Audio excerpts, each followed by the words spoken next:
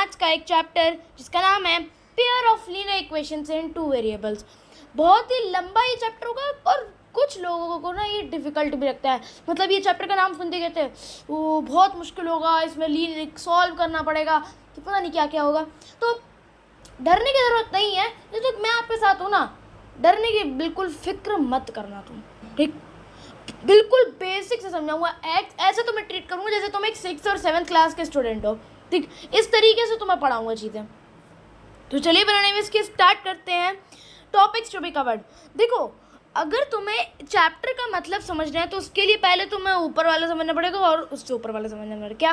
पहले आपको समझना है linear equation in one variable, जो आप 7th में पढ़ के आए हो। फिर आपको समझना है linear equation in two variable, जो आप 9th में पढ़ के आए हो। एंड फिर जब इन दोनों को सीख लेंगे तब हम लोग अपने पे इस क्लास के टॉपिक के ऊपर आएंगे। तो चलिए फिर स्टार्ट करते हैं linear equation in one variable से। देखो, linear equation in one variable क्या होता है?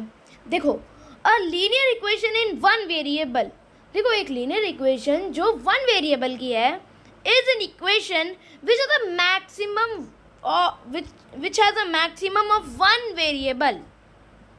मतलब उस इक्वेशन के अंदर जो भी इक्वेशन होगी, अगर उसके अंदर सिर्फ एक वेरिएबल है ऑफ एक्सपोनेंट 1, मतलब उसकी पावर 1 है, तो और अगर उसका जो फॉर्म है, मतलब जिस फॉर्म में वो होगी वो है ax प्लस बी की फॉर्म में।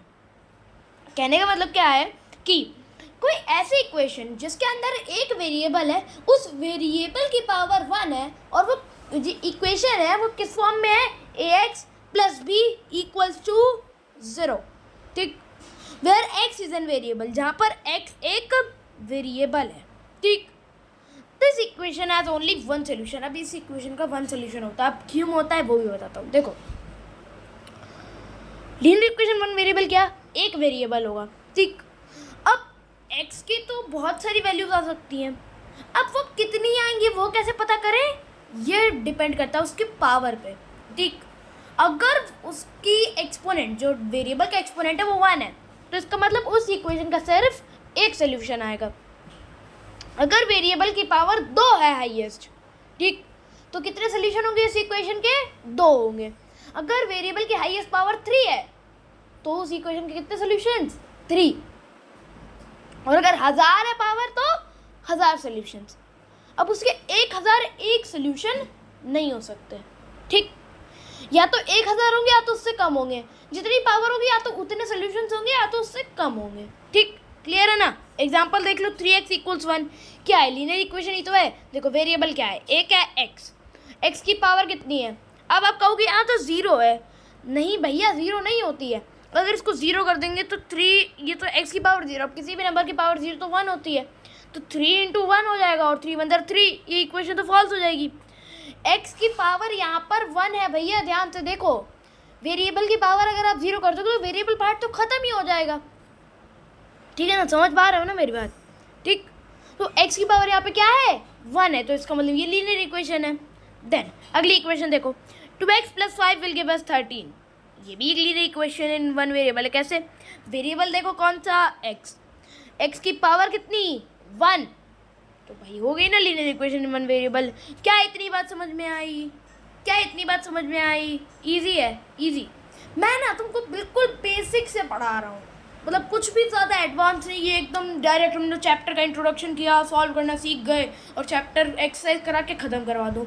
नहीं भैया, पूरे चैप्टर समझेंगे। चलो, so linear equation one variable complete हो गई, तो चलो फिर next linear equation in two variable के बारे में बात कर लेते हैं।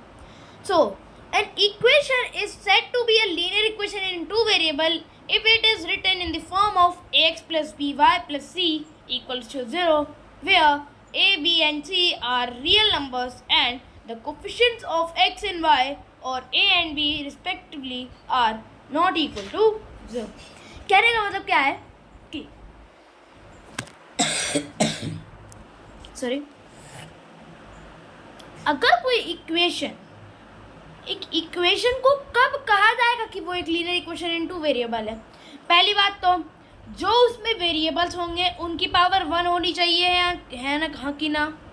1 होनी चाहिए ना पावर, चलो ये तो कंडीशन वही रहेगी। दूसरा क्या है कि वो किस फॉर्म में होनी चाहिए, उसके जनरल फॉर्म क्या होनी चाहिए। फॉर्म, इसकी जो फॉर्म होती है इसको आप जनरल फॉर्म भी कहते हो।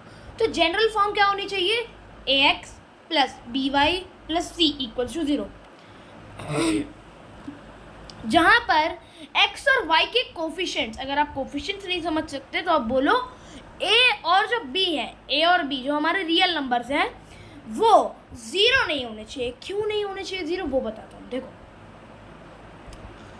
x की अगर हम ये दोनों की जगह 0 पुट कर दें तो आपका जो x वाला टर्म है और y वाला टर्म दोनों खत्म हो जाएंगे। कैसे, देखो a इंटू एक्स का स्क्वायर, a इंटू एक्स है, a को 0 पुट करो, किसी भी नंबर की 0 में मल्टीप्लाई करोगे तो वो 0 ही आएगा, तो ये तो 0 ही हो गया। b इंटू वाई ये भी 0 हो गया, प्लस c इक्वल्स टू 0, ये इक्वेशन फिर फॉल्स हो जाएगी, गलत हो जाएगी, ठीक है ना। तो इसीलिए a B C real number होने चाहिए और जो a और b है वो 0 नहीं होनी चाहिए। अगर c 0 है तो कोई प्रॉब्लम नहीं, c 0 होगा तो चलेगा, ठीक ठीक। और x और जो y है उनकी पावर कितनी होनी चाहिए, 1 होनी चाहिए। एग्जाम्पल देखो 10x प्लस 4y इक्वल्स 3। अब देखो वेरिएबल क्या है, दो है क्या वेरिएबल यहाँ पे, हाँ x और y है, ठीक है, इक्वल्स टू 3, ठीक है। ये एक हमारी linear equation in two variable हो गई। कैसे भाई, दो वेरिएबल दोनों की पावर 1 है। Then minus x plus 5y equals to 2, एक minute, minus x plus 5y equals to 2। अब देखो x और y दो वेरिएबल्स हैं, दोनों की पावर 1 है, तो ये भी एक linear equation in two variable है। अब बढ़ो चैप्टर की तरफ, और चैप्टर की तरफ बढ़ते ही आप बोलोगे कि क्या बता दिया ये, देखो समझ में आएगा सब कुछ। देखो a linear equation in two variable, ठीक, एक कोई linear equation in two variable जो ऐसी इक्वेशन है जहाँ पर A B C real numbers हैं और किस फॉर्म में A x plus B y plus C, ठीक, और ए और बी 0 नहीं होने चाहिए।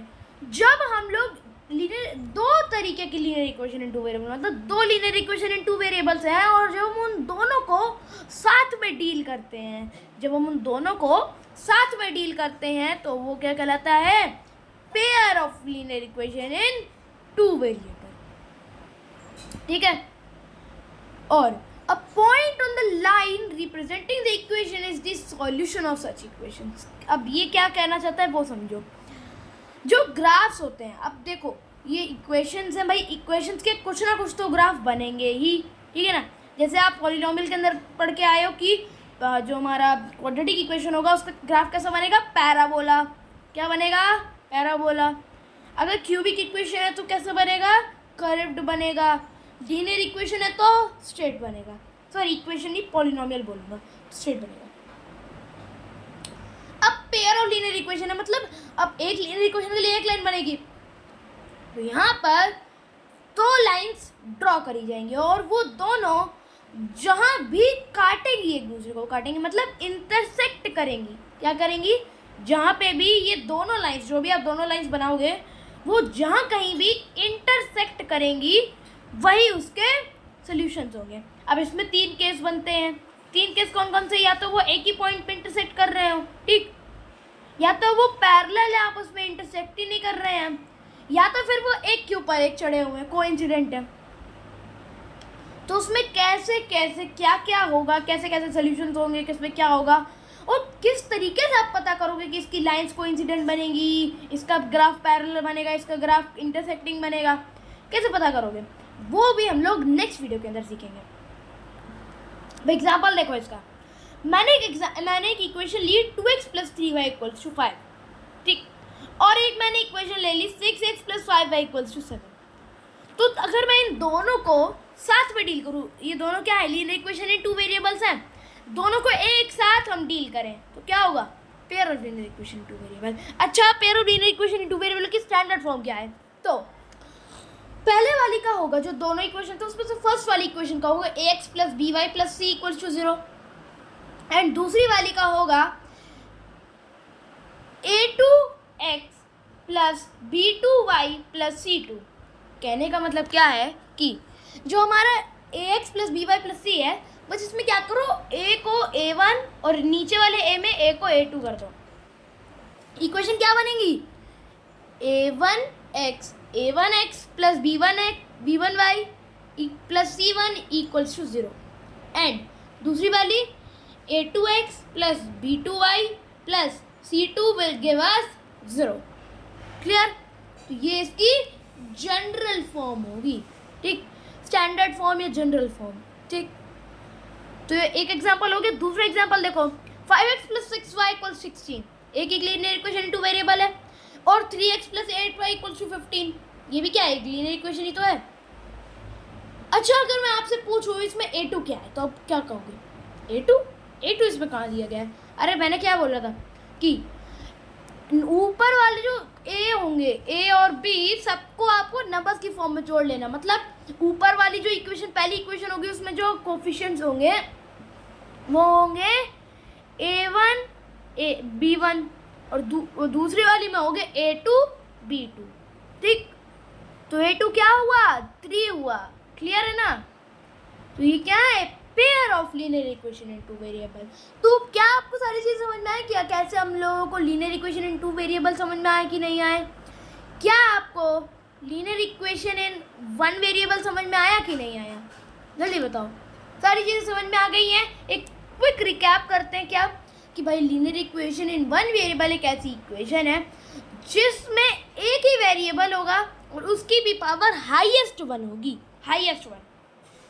ये नहीं कि अगर एक की पावर 1 है तो आप कह दो कि नहीं ये लीनियर इक्वेशन होगी, ठीक है ना, वो अलग इक्वेशन से अलग है। अगर हाईएस्ट पावर 2 है तो क्वाड्रेटिक, हाईएस्ट पावर 3 है तो क्यूबिक, और अगर हाईएस्ट पावर 4 है तो बाय क्वाड्रेटिक। बाय मतलब 2 टाइम्स ऑफ क्वाड्रेटिक, क्वाड्रेटिक में 2 तो 2 का 2 टाइम्स 4 बाय क्वाड्रेटिक, ठीक।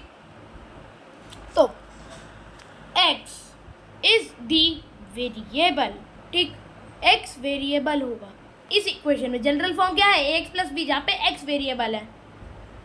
ओके, क्लियर है? और यहाँ पे भी एक और चीज़, a 0 नहीं होना चाहिए।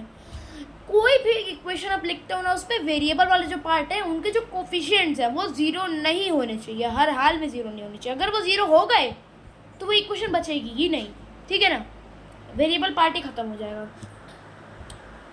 एग्जाम्पल सबको दिक्कत है, लीनियर इक्वेशन टू वेरिएबल भाई जिसमें 2 वेरिएबल्स हैं और दोनों की हाईएस्ट पावर 1 है, ठीक, जिसकी general form ax plus by plus c, जहाँ पे a b c तीनों रियल नंबर्स हैं और जो x और y के कोफिशिएंट्स यानी कि a और b वो 0 नहीं होने चाहिए, ठीक। फिर pair of linear equation in two variable, यहाँ पे क्या है, a1 b1 और a2 b2 0 के इक्वल नहीं होने चाहिए। तो इसी के साथ आज का ये लेक्चर होता है समाप्त। बहुत छोटा लेक्चर होगा वैसे तो। देखो मैंने क्या करने की कोशिश करी है ना, आपको इस चैप्टर का एक ओवरव्यू दे दूँ। अब कल से मेहनत शुरू होगी, जब मैं आपको चीज़ें पढ़ाना शुरू करूँगा ना ढंग से। मतलब मैंने आज तो एक छोटा सा ओवरव्यू दिया है 7th स्टैंडर्ड वाला, ठीक है ना, जिस तरीके से आप 7th स्टैंडर्ड में पढ़ते हुए आए हो।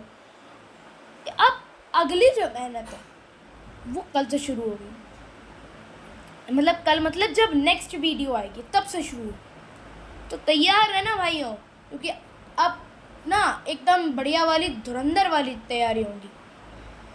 तो इसी के साथ आज का ये लेक्चर होता है समाप्त। आई होप आपको आज का ये वीडियो पसंद आया। अगर आपको वीडियो पसंद आया तो प्लीज़ वीडियो को लाइक कीजिए, चैनल पर न्यू है सब्सक्राइब कर लीजिएगा, ठीक है ना। और बहुत सारे बंदे ऐसे हैं ना जो वीडियो देख के चले जाते हैं लेकिन सब्सक्राइब नहीं करते हैं। तो भाई हम आपके लिए मेहनत करें तो सब्सक्राइब करो यार, इतनी बढ़िया एनिमेटेड पीपीटीज आपके लिए बना के लाता हूँ, तो सब्सक्राइब करना तो बनता है। चलिए फिर इसी के साथ मिलूंगा हम जल्दी आपसे अगली वीडियो में। तब तक के लिए stay curious, stay connected, keep learning. Thank you very much.